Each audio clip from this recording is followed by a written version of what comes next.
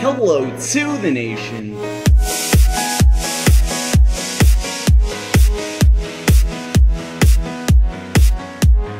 Hello to the nation, DrPlaystation Nation here to talk to you guys over a little bit of Command Block 101. This is the series where I teach you guys anything and everything to do with command blocks, how to use them, how to do arguments, how to make pretty much anything that you could want, different redstone circuits and samples and all that other cool stuff. Today's episode is episode 2, and we're going to be talking about attributes, or modifiers as I like to refer to them. Really, their names are, what we're going to be mainly talking about at least, is arguments. So what they're actually called are arguments. That's what you might hear other people refer to them as. What I like to refer to them as is attributes or modifiers, and that's what we're going to be talking about in today's episode. Hopefully you guys do enjoy. Before I get started, I'd like to mention 2 quick things. One, guys, these videos do take quite a while to set up. As you guys can see, I had to set up all of this stuff, and it takes a while. So if you guys would like to maybe slam the like button down below and show your support, that would be greatly appreciated, and all that other cool stuff. But anyway, with that being said, the second thing is you guys should go check out my server. IP will be in the description, mc.mcwarside.com, along with all the other links, so different, like all the potion IDs and all the different enchant IDs and all of the other IDs that you might need will be in the description down below. So anyway, with that being said, let's get started. So what are we going to be talking about? We're going to be talking about attributes and modifiers. Now, first you guys should know what the different attributes and modifiers are. So these are them, and this might look kind of scary, but this is what all the different attributes and modifiers are. So what they're going to do is basically modify the area or your target, so what you're looking for. I'm gonna go over these, and these are, you know, it's gonna be kind of confusing, but hopefully you guys understand. So in a command where you're using some sort of target, so whether that's a player, so if you're doing @player, if you're doing @radius, if you're doing @random, if you're doing @random, or if you're doing @all, and oh, I guess I should mention this, guys.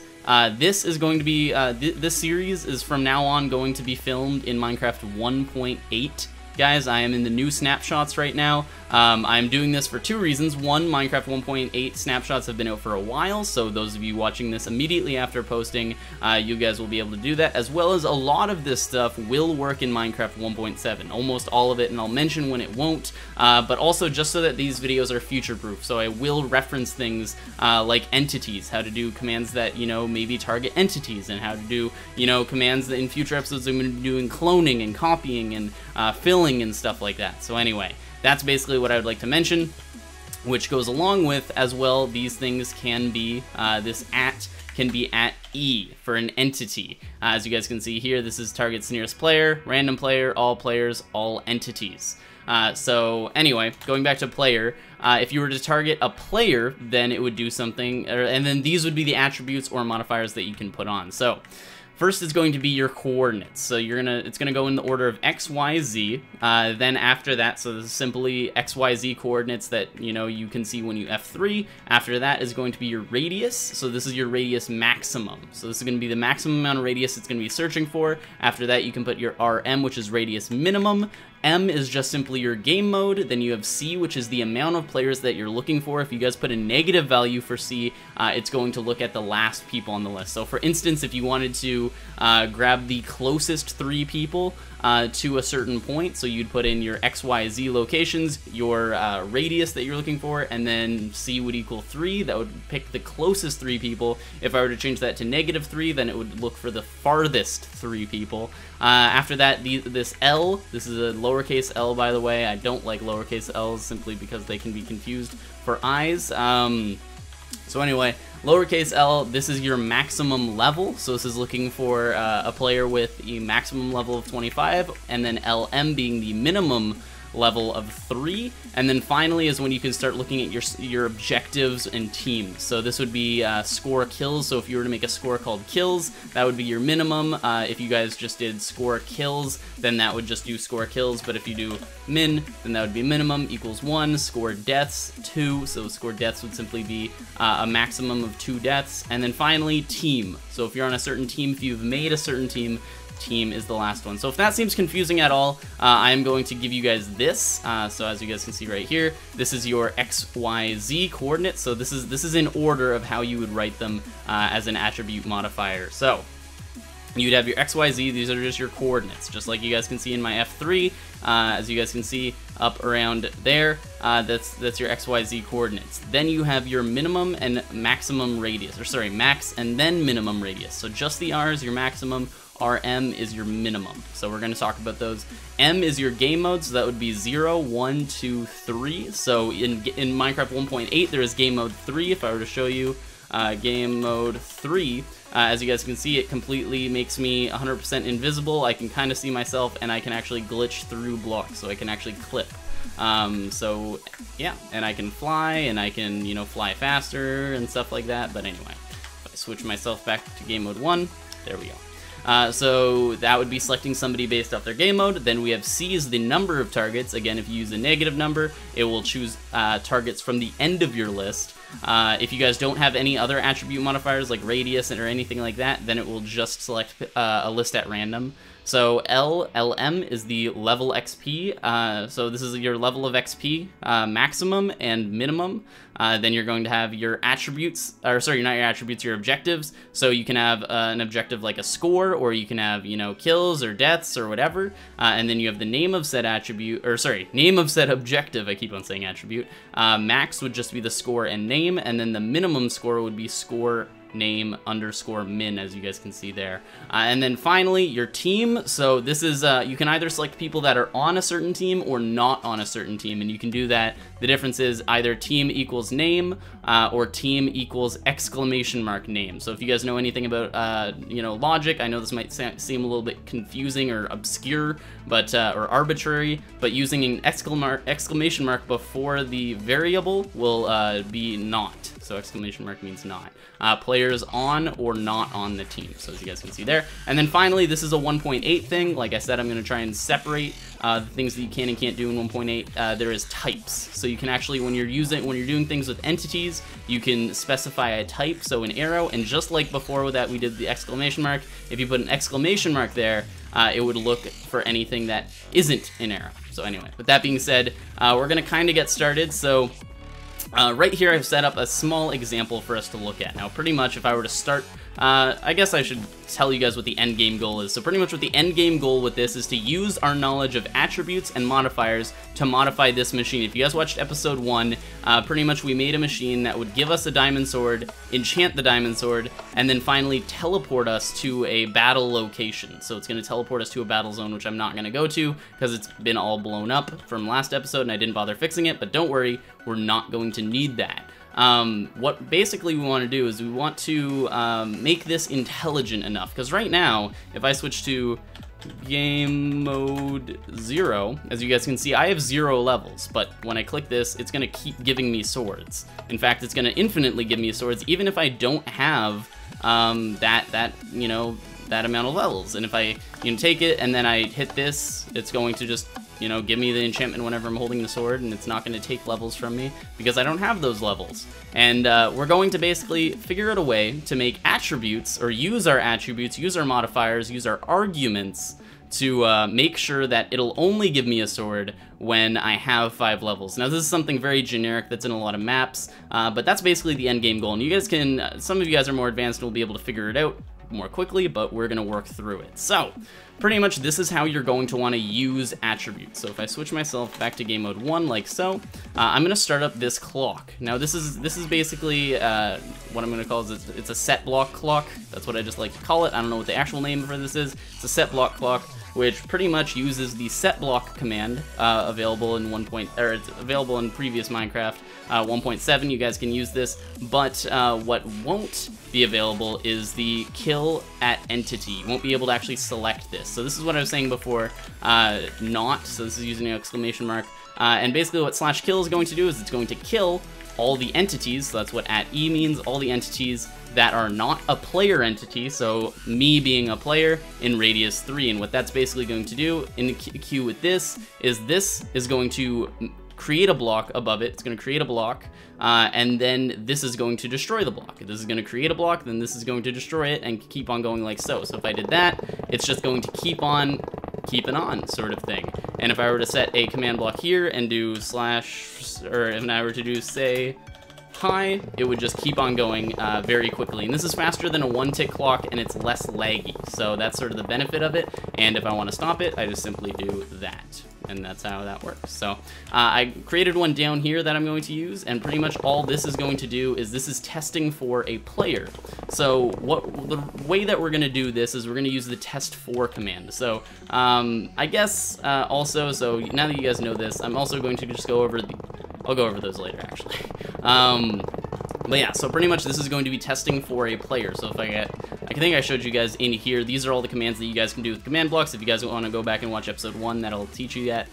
This is the test for command. So you can either test for a player or test for a block. Now in this use case, what I want is I want to test for a player that has 5 levels. That's what I want to do. I want to test for a player that has 5 levels. And I want to make sure that they actually have 5 levels so that I can take the 5 levels from them and give them a sword. So in this case, I'm just going to do a different use case, and I'm going to test for a player that is within 3 blocks. So a radius that equals 3. So this is the maximum radius that I'm looking for. So all you guys need to do is a square bracket the attribute or the argument, sorry, that you're looking to write, and then the actual value. So r equals 3. Now if I do that and I block this up, now this lamp has lit up. But if I walk outside this red area sort of resembles that 3 radius. If I go back inside, it turns on, leave, it goes off. Go back inside, it turns on, leave, it goes off.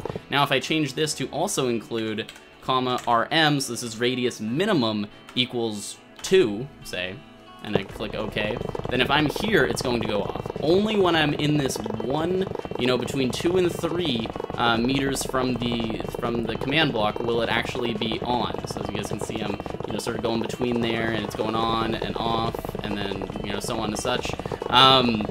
And that's sort of those modifiers. Now, if in addition to that, I wanted to add something like, say, game mode. So I wanted to make sure the people that were within here were game mode 1, say. So this is game mode 1, I hit OK, and then this will continue to work within that radius. But if I were to switch this to, say, game mode 0, then it wouldn't work at all, even no matter where I am, because I'm in game mode 1 currently. And then I can switch to game mode 0, and then it would work, and I can switch back and all that other cool stuff. So that's sort of how the modifiers are going to work. Now, if I wanted to select certain things like teams, so I'm just going to erase this just to make it easier. If I want to select certain things like teams or even direction, there's also directional things that you can use as arguments. So you can use selectors that are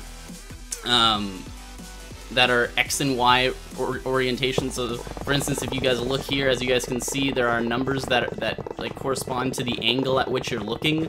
You guys can use those, but those are a little bit more advanced, and I'm not going to get into those in this episode for arguments, but I will get into those in a more advanced episode.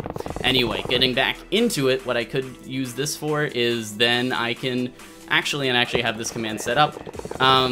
So we don't need to put in an X, Y, and Z coordinate, because the X, Y, and Z coordinate that we're using and that the command block uses by default is this one, the one that's right here, and this would be -844, 55, 402. Now if we want to override that, what we could do is we could take this command, which I set up earlier, throw this in here, and now what this is going to do is it's going to look for a player. If you guys want to read this, it's going to look for a player near the -845, Y55, and Z390. So it's going to look for a player in relation to that point that's within a radius of 3, so at maximum 3 blocks away from that point, at a minimum 1 block away from that point, in game mode 0, and have a level limit. So this is an XP limit. You need to have at least 5 levels of XP. So if I click OK, it's no longer going to light up, but if I switch myself to game mode 0, went over here, gave myself some XP, so as you guys can see now I have 7 levels of XP, and were to run over here, this light would turn on. And if I were standing right on the center, because the radius is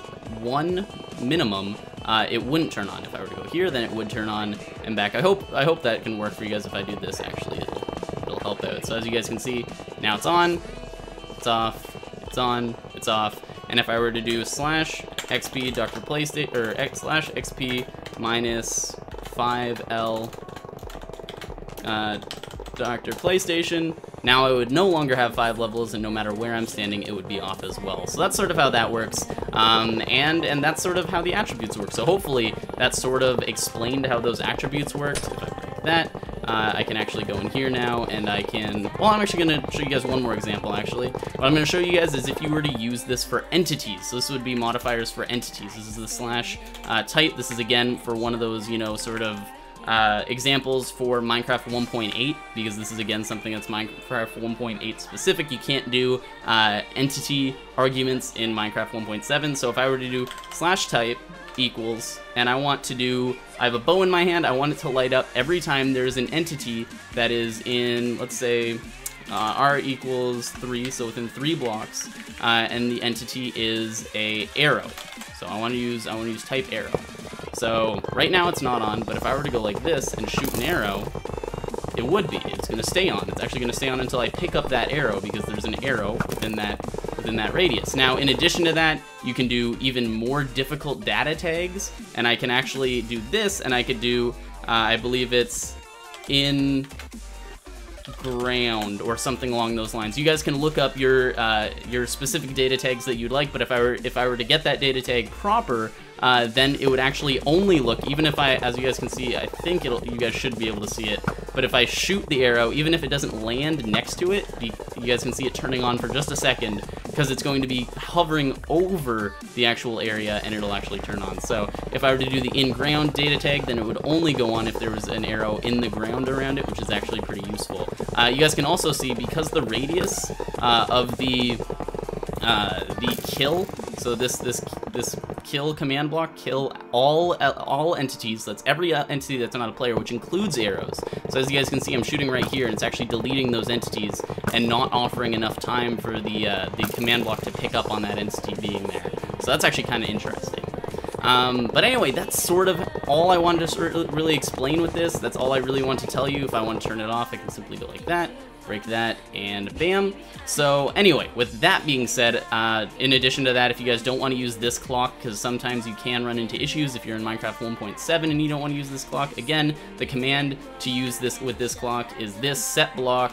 It'll, you know, put a block, 1 block above it, and then it'll make it a Minecraft redstone block, and this is actually the data tag, so this is just, you guys can just put in a 1, you don't really need to know why. And then for the previous block handling, that's for a set block, you need a previous block handling set to destroy, so that's going to destroy it. And if I do slash set block, then you guys will see set block XYZ title name, data value, and then block handling. So that's what we set there. The tile name would be redstone block, the data value would be 1 that we just set it, so you guys can just set that, and then you can finally set the handling, so how it would handle it. This is just a simple hopper clock, if you guys don't know what that is.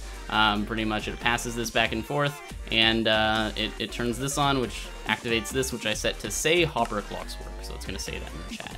But anyway, I take that back and put that there.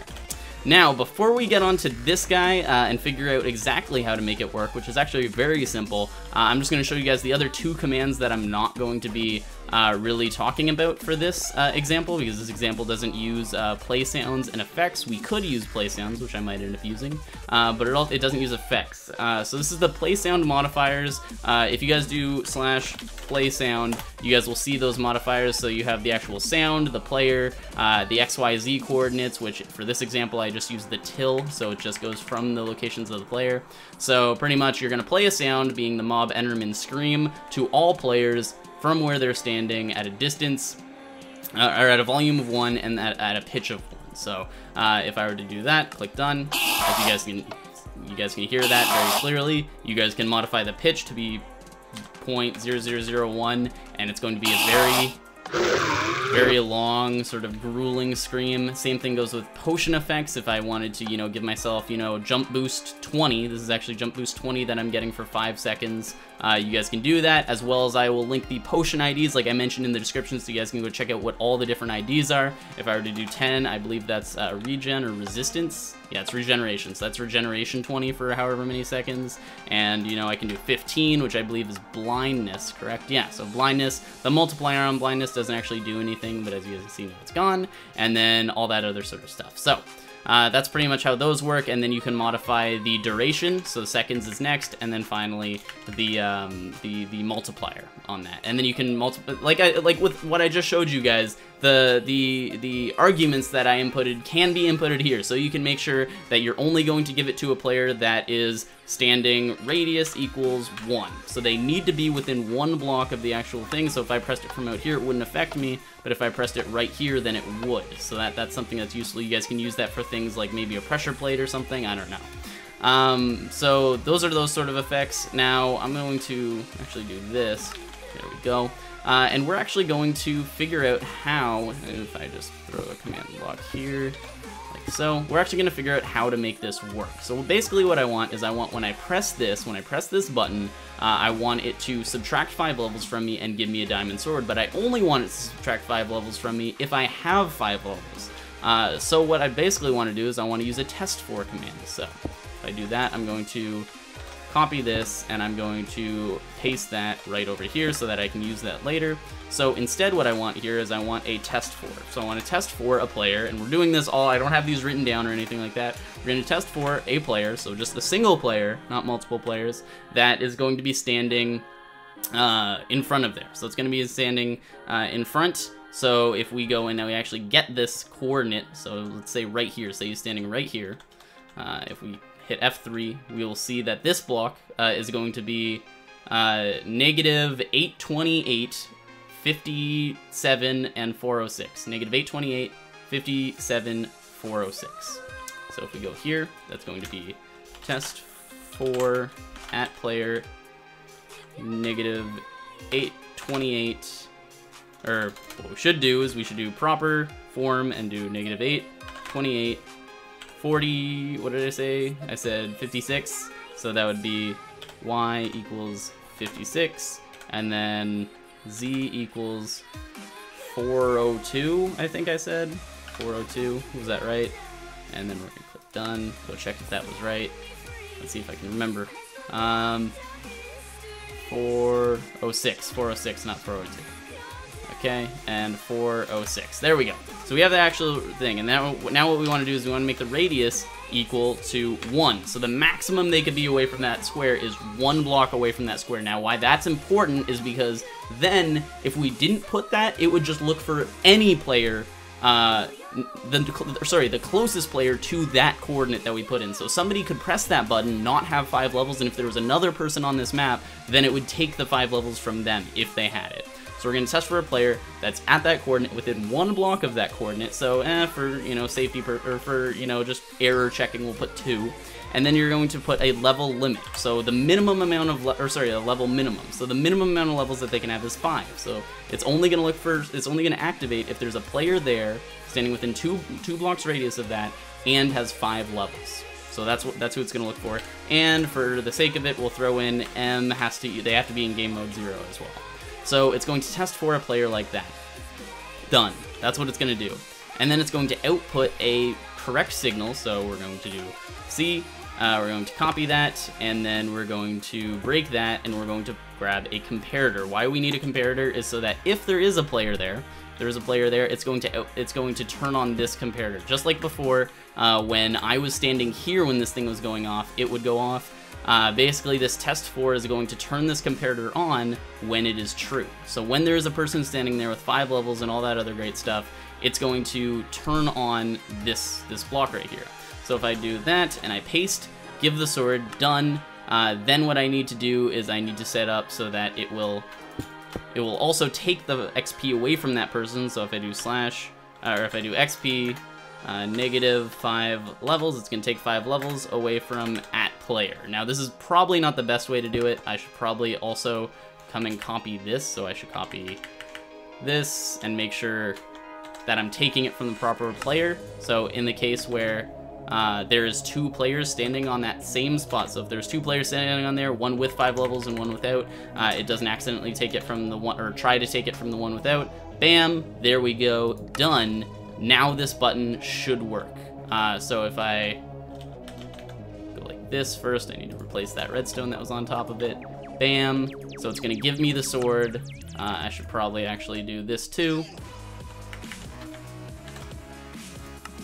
Like so, give the player Now, because it's also minusing levels from me, I'm going to take this off just so that in case it minuses the level first and then tries to give me the sword, then it will still work. So anyway, done. There we go. So I'm going to stand here. I'm going to switch to game mode 0, like so. Bam, game mode 0. I'm going to try and press the button and see if it gives me the sword. And it doesn't give me the sword. It doesn't give me the sword. So let's check if I give myself the proper amount of XP. Bam, now it gives me the sword, and did it write in chat? Here we go, hold up.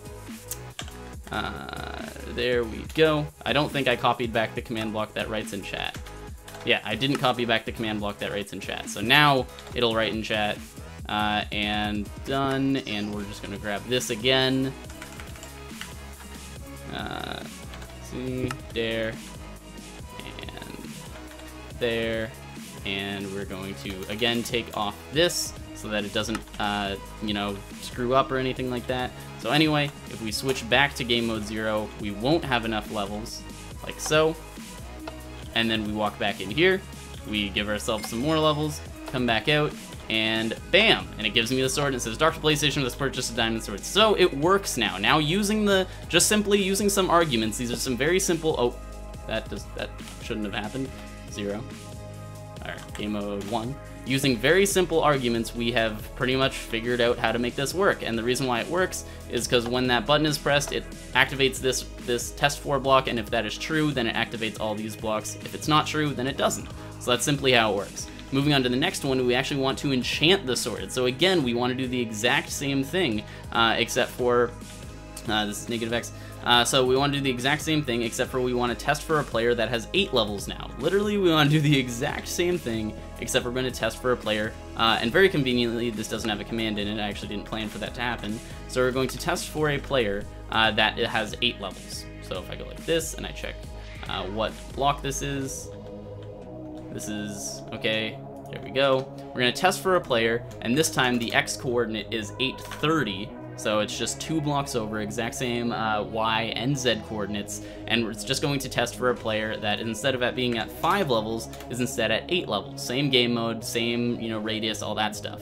So we're gonna click OK. And now we need to move this. So instead, it's going to, we're gonna place a comparator here, and place it like this, and then bam. So it's going to enchant at player. We're also going to change that to look for this player too. So the exact same player from those same coordinates, like so. Just simply go like that, bam, and now it's going to give that to that player, and then again, just like before, we're going to subtract them from that player so it doesn't accidentally subtract it from another player. Done. And then we also need to take off this limit from this one so that just some random stuff doesn't happen. So anyway, that happened. And then now, just for, you know, a little bit of fun, what we're going to do is we're also going to place this in here so that when you get teleported, it also plays the sound for you. So that's something that you guys can do. So anyway, now we're going to switch back to game mode 0. Switch back to game mode 0. We're going to give ourselves some levels. So if I were to throw away these swords here, so I go up here, and I want this sword, so I buy the sword. It says DrPlaystation has purchased the diamond sword, and then I want to come over here, and I want to pay for my enchantment. Well, sadly, that doesn't work. I don't have enough levels to pay for this enchantment. Now, I want to go get some more levels, so I come get some more levels, I do whatever for those levels, and then bam, now that I'm holding the sword, it actually gives me sharpness. But what happens if I have enough levels, but I'm not holding the sword? Sorry about that, guys. I am back. Sorry about the little issue that we were having with some frames. But anyway, so I have the proper 8 amount of levels. I go and stand in front, and I hit the button. Now, as you guys saw, it took the levels, but I didn't necessarily get the enchantment. I already have my diamond sword enchanted, and it didn't work. So, what was the issue? Well, the issue was that it wasn't actually checking to see if the enchantment worked. Now, what I'm going to do is I'm going to take this command block, just like we were doing before. So if I switch back to game mode, I'm going to take this command block, and I'm going to move it over 1. So just like that. I'm going to move this command block over, and I'm going to also use another comparator, like so. So basically, what this is going to do is it's going to test for a player that is near that location. If that is true, then it's going to output to this, and then it's going to enchant the sword that they have. And then if that is successful, if I am truly holding a sword in my hand that can be enchanted, then finally it'll take the XP away from me. So that's sort of how it's going to work. Now let's see how that works in practice. So if I switch back out of game mode, I'm going to give myself some XP, as you guys can see. Then I'm going to use these 5 levels to buy a sword. DrPlaystation has bought the diamond sword. I'm going to go over here, and then I'm going to use it to get an enchantment. Now, if I'm not holding the thing, as you guys can see, it won't give me the enchantment. And like so, as you guys can see, that it didn't give me an enchantment, and it got stuck here. So, as you guys can see, it's looking... Oh, I need to switch to game mode. As you guys can see, that's sort of what happened, and it looked for a player with 8 levels and all that stuff, and it couldn't find one, because, yeah.